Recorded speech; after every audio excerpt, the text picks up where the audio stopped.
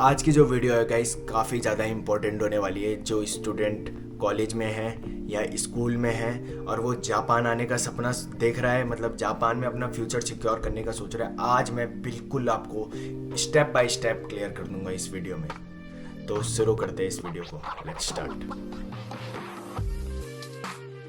सोचो गाइस, अभी तुम इंडिया स्कूल में पढ़ रहे हो या कॉलेज में पढ़ रहे हो और तुम्हारे मन के अंदर एकदम से ख्याल आता है कि यार जापान में जाके अपना फ्यूचर सिक्योर करना है मुझे, फ्यूचर को। तो जितना आसान लगता है ना सुनना, उतना आसान होता नहीं है और साथ ही में बहुत सारी डिफ़िकल्टीज़, बहुत सारी प्लानिंग चाहिए रहती है बाहर जाने के लिए, बाहर सेटल होने के लिए। तो आज की इस वीडियो में मैं आपको यही क्लियर करने वाला हूँ। सबसे पहले आपको डिसाइड करना पड़ता है गाइस, जापान क्यों आना चाहते हो? एजुकेशन के लिए आना चाहते हो या जॉब के लिए आना चाहते हो? तो दो ही ऑप्शन होते हैं कि जॉब करने है डायरेक्ट या पढ़ाई करने जाना है। तो मेनली दो तरीके होते हैं जापान आने के। पहला लैंग्वेज स्कूल ढूंढना, दूसरा यूनिवर्सिटी डायरेक्ट। मैं अब एग्जांपल के लिए मुझे लेते हैं, मैं अभी इंडिया में 12th क्लास का स्टूडेंट हूँ और मुझे जापान जाना है। तो सबसे पहले 12th करने के बाद मैं अपने लिए दो चीज़ के ऑप्शन है मेरे पास। आप अपने एग्जांपल लेके समझ सकते हो। तो मेरे पास अब दो चीज़ के ऑप्शन है कि मैं लैंग्वेज करने जाऊँ जापान पहले या सीधा यूनिवर्सिटी जाऊँ। तो यूनिवर्सिटी जाने के लिए गाइस AGU एग्ज़ाम होता है, उसमें जैपनीज़ भी चाहिए रहती है तुम्हें, मैथ्स होती है मे बी गाइस, उसमें इंग्लिश होती है, जैपनीज़ कल्चर का होता है, सिलेबस होता है, वो आप चेक कर सकते हो, वो क्लियर करना पड़ता है, तब जाके तुम डायरेक्ट यूनिवर्सिटी में एडमिशन ले सकते हो या कोई इंटरव्यू होता है तब जाके जा सकते हो, वरना नहीं। वरना गाइस ज़्यादातर बच्चे जैपनीज़ लैंग्वेज ही करने आते हैं जापान, और मैं भी जैपनीज़ लैंग्वेज ही करने आया हूँ। मेरा मेन गोल क्या रहेगा, मुझे पहले जापान आऊँगा, मैं 1-2 साल में जैपनीज़ लैंग्वेज सीखूंगा, फिर उसके बाद मेरे पास ऑप्शन रहता है कि मैं जॉब करूँ डायरेक्ट या आगे यूनिवर्सिटी करूँ। वो तुम पे डिपेंड करता है कि तुम क्या करना चाहते हो, और तुम्हें अगर जैपनीज़ आ गई तो तुम्हारे लिए जॉब ही जॉब है। तो अभी तक मैंने इतना सोच लिया है, आयुष ने इतना सोच लिया है कि आयुष को जापान पढ़ना है और उसने जैपनीज़ स्कूल में जाना है, लैंग्वेज स्कूल में जाना है। अब तो गाइस सेकंड स्टेप में बढ़ते हैं। बोलने से तो कुछ होने वाला नहीं है। अब हम बात करेंगे एडमिशन प्रोसेस की कि कैसे एडमिशन लेगा आयुष अपना जैपनीज़ लैंग्वेज स्कूल में। तो आयुष क्या करेगा गाइस, सबसे पहले लैंग्वेज स्कूल का पता करेगा जापान में, घर बैठे इंडिया से, कि कौन सा लैंग्वेज स्कूल में जाना सही रहेगा। तो मैं अपने लिए जैपनीज़ लैंग्वेज स्कूल सर्च करूँगा। फिर वो डॉक्यूमेंट मांगेंगे, मेरे पासपोर्ट मांगेंगे, मेरे जितने भी डॉक्यूमेंट है, 12th क्लास के सर्टिफिकेट, 10th क्लास के जो भी लगते होगा वो सब मांगेंगे। और गाइस बैंक में हमारे लगभग 8 लाख से 12, 13, 14 लाख तक, मतलब 6 लाख से 15 लाख रुपए तक के बीच होने चाहिए जितने स्कूल वाले मांगते हैं, क्योंकि उसमें स्कूल फीस भी रहती है तुम्हारी, साथ में तुम्हारा सिक्योरिटी अमाउंट बोलते हैं इसे, मतलब ये बिल्कुल प्रूफ अमाउंट रहता है, प्रूफ के लिए रहता है कि तुम जापान आने लायक हो, मतलब ये प्रूफ करने के लिए तुम फाइनेंशियली फिट हो जापान आने के लिए। तो गाइस अब जो है आयुष ने अपने लिए जापान में स्कूल भी ढूंढ लिया है, जापानी स्कूल में अप्लाई भी कर दिया है कि जॉब, मतलब मुझे इस स्कूल में पढ़ाई करनी है इंडिया से बैठ के, हर चीज़ कर दिया है। अब वो क्या करेगा, अब वीज़ा प्रोसेस स्टार्ट हो जाएगा उसका। जैसे उसने अप्लाई करा, वीज़ा प्रोसेस स्टार्ट हो जाएगा। फिर उसके बाद क्या होगा गाइस, जैसे वीज़ा प्रोसेस स्टार्ट हो जाएगा, स्कूल तुम्हें एक्सेप्ट कर लेगा अगर, तो तुम्हें COE भेजेगा, सर्टिफिकेट ऑफ एलिजिबिलिटी। वो जैसे तुम्हारा आएगा, फिर तुम दिल्ली से और जहाँ भी तुम रहते हो वहाँ से तुम अपना Japanese visa, student visa apply कर सकते हो। फिर तो COE सबसे मेन होता है, जापान COE भेज देता है तो तुम जापान आ जाओगे। मतलब तुम एक हिसाब से लगा लो, तुम जापान आ ही गए, अब हो गया तुम्हारा फ्यूचर सिक्योर जापान आने का, बस ये समझ लो।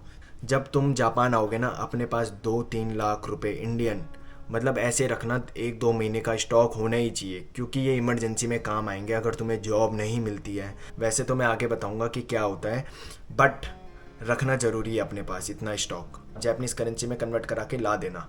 बस मैं आपको पहले ये टिप दे रहा हूँ अच्छे से। अब जो है गाइस, आयुष जापान आ चुका है। अब उसके पास क्या है, अब उसे सेटल होना है। अब पहले वो क्या करेगा, अपने लिए घर ढूंढेगा, फिर उसके बाद खाने पीने का खर्चा कितना होगा, उसका ट्रांसपोर्टेशन कॉस्ट कितनी आएगी, मोबाइल यूटिलिटीज़, वाईफाई, बिजली का बिल, गैस का बिल, हर चीज़ का बिल कितना आएगा। तो इसका मैंने अलग ही वीडियो बनाया है, cost of living in Japan, वो आप जाके देख सकते हो यूट्यूब में मेरे, और डेली व्लॉग्स भी देख सकते हो आप। तो लगभग समथिंग आप पकड़ के चलो, इंडिया के हिसाब से बताया जाए तो 36,000 रुपीज़ से आप 80,000 रुपीज़ इंडियन करेंसी में मान लो पर मंथ एक बच्चे का खर्चा आता ही आता है। वो डिपेंड करता है कि तुम कहाँ रहते हो, किस प्लेस में रहते हो और कहाँ कितना खर्चा आता है। अब गाइस नेक्स्ट स्टेप है हमारा पार्ट टाइम जॉब। अब आयुष इंडिया से जापान भी आ चुका है, उसे स्कूल भी मिल चुका है, स्कूल में जाने भी लग गया है और घर भी मिल चुका है, रहने खाने पीने का खर्चा भी मतलब उसने मैनेज कर दिया है कि कैसे करना है। अब सबसे मेन बात है पार्ट टाइम जॉब। जापान में ना पार्ट टाइम जॉब की बिल्कुल कमी नहीं है, पार्ट टाइम जॉब तुम्हें आराम से मिल जाएगी। अगर तुम्हें जैपनीज लैंग्वेज कन्वर्सेशनल लेवल की आती है, बोलने वाली, अगर नहीं आती है ना, तो जॉब ढूंढना इतना मुश्किल है, जैसे कि मुझे देख लो, अभी तक जॉब नहीं मिली है। समझ सकते हो आपकी कितनी बड़ी प्रॉब्लम है।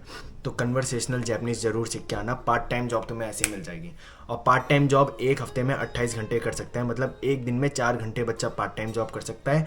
और एक घंटे की यहाँ जापान में 1000 येन से 1500 येन के बीच इनकम मिलती है, वेजेस मिलती है। तो आप 1000 रुपये के एवरेज से लगाएं तो 1,20,000 येन बच्चा पर मंथ कमा सकता है पार्ट टाइम जॉब से। 1,20,000 येन कमा के वो अपना बच्चा खर्चा, घर का खर्चा, हर चीज़ का खर्चा आराम से दे सकता है, और सेविंग भी कर सकता है। इतना आसान है। अब गाइस बढ़ते हैं नेक्स्ट स्टेप की तरफ। अब आयुष जापान आ गया है। जापान में उसने रूम भी ढूंढ लिया अपने लिए, अब स्कूल भी जाता है, पार्ट टाइम जॉब भी जाता है। अब उसकी डेली लाइफ मतलब रूटीन में चल रही है उसकी लाइफ। अब उस आयुष का लैंग्वेज स्कूल खत्म होने के लिए आ गया है, और उसका N2 लेवल तक जैपनीज निकल चुका है, मतलब क्लियर कर दिया है। अब उस पर 2 ऑप्शन है, वो डायरेक्ट जॉब करे या किसी यूनिवर्सिटी के लिए अप्लाई करे। वो तो तुम पे डिपेंड करता है। जॉब मिलना उसके बाद आसान है गाइस। जापान में तुम्हें लैंग्वेज आ गई, इंग्लिश आती है, तुम ट्रांसलेशन की जॉब कर सकते हो साथ में। मतलब बहुत सारी जॉब है गाइस जापान में। अगर तुम्हें लैंग्वेज आ गई है ना, तो तुम्हारे लिए जॉब ही जॉब है जापान में। अब बढ़ते हैं नेक्स्ट स्टेप की तरफ। आयुष ने डिसाइड कर दिया है कि अब उसे मतलब आगे जॉब करनी है। अब उसने जॉब करने की सोची, तो जॉब वाले उसे स्टूडेंट वीज़ा से वर्किंग वीज़ा दे देंगे। अब वर्किंग वीज़ा दे देंगे तो 5-6 साल उसको जॉब अच्छे से करनी पड़ेगी। PR के लिए पॉइंट्स इकट्ठे करने पड़ेंगे। वैसे 10 साल की एलिजिबिलिटी वाला भी सीन होता है, बट जापान अब जल्दी भी दे देता है वैसे वीज़ा। बट 10 साल के बाद तुम अपना PR भी ले सकते हो, फिर तुम जापान में सेटल हो सकते हो। दूसरा, तुमने ग्रेजुएशन करने के लिए मैंने सोचा अब यूनिवर्सिटी में जाऊँगा भाई मैं आगे पढ़ाई करने। अब यूनिवर्सिटी में जाऊँगा आगे पढ़ाई करने के लिए, तो पहले यूनिवर्सिटी से पढ़ाई करूँगा, फिर वहाँ से जाके मुझे जॉब, अब यूनिवर्सिटी में पढ़ाई करी, फिर उसके बाद मुझे जॉब मिलेगी, मैं वर्किंग वीज़ा में शिफ्ट हो जाऊँगा। फिर उसके बाद मुझे PR के लिए अपने पॉइंट कलेक्ट करने पड़ेंगे। 5-6 साल, 8-10 साल तक जॉब करनी पड़ेगी, फिर जाके मुझे PR मिलेगा और मैं जापान में सेटल। फिर जाके मैं अपनी फैमिली भी बुला सकता हूँ, आराम से सबके साथ रह सकता हूँ। तो ये जो था गाइस पूरा जापान के बारे में था। ऐसे बच्चा इंडिया से आके जापान में अपना लाइफ सेटल कर सकता है। अब गाइस आयुष सेटल हो चुका है जापान में। अब वो आराम से अपनी फैमिली को बुला सकता है, मम्मी को, सबको बुला सकता है, आराम से अब रह सकता है जापान में। बिल्कुल उसने फ्यूचर सिक्योर कर दिया। तो गाइस जापान आना इतना आसान नहीं है और इतना टफ भी नहीं है। बस थोड़ा सा स्ट्रगल, थोड़ा सा मेहनत चाहिए स्टार्टिंग में।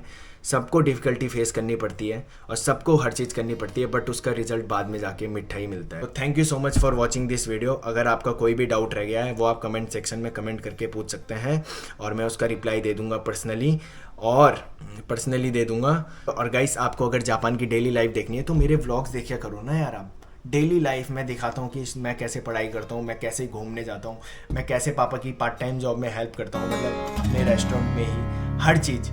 तो बस यही था आज की वीडियो में। तो thank you so much for watching this video.